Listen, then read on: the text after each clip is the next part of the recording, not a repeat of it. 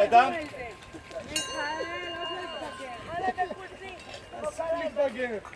זה מה שיפה. אסור. צריך להישאר צעירים. פיטר בן תמיד נשאר צעיר.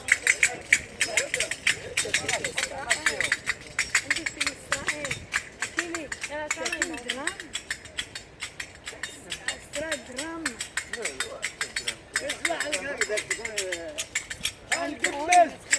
פוק גבז!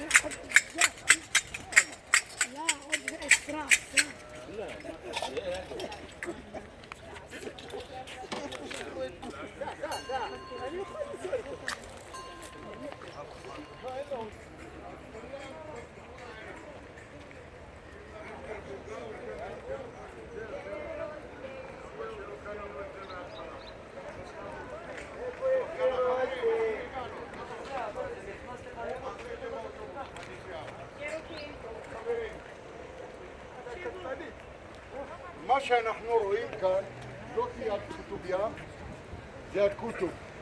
זאת אומרת, יש פה גם ספרייה וגם מקום שמתפללים. כל הבניין הזה, מהמאה ה-11. היו הרבה רעידות אדמה. אחת הרעידות אדמה חזקה זה רעידת אדמה של 1742, היא גמרה את כל מרוקו. כל המרוקו.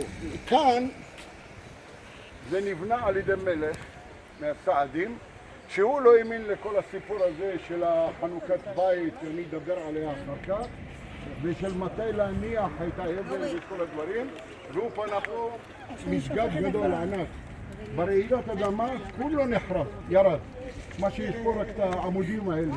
הפלא פלאים זה שהכתוביה עם הגודל שלה, עם הכל, יש לה קרוב ל-1,000 שנה.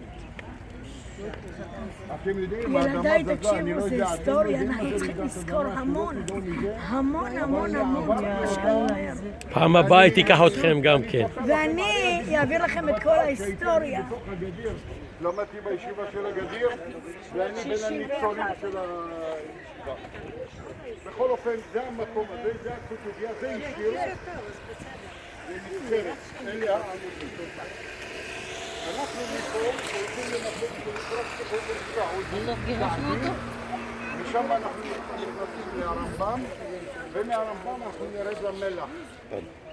ניכנס למלח. במלח יש לנו כמה דברים. נראה קודם כל את הבית העלמין.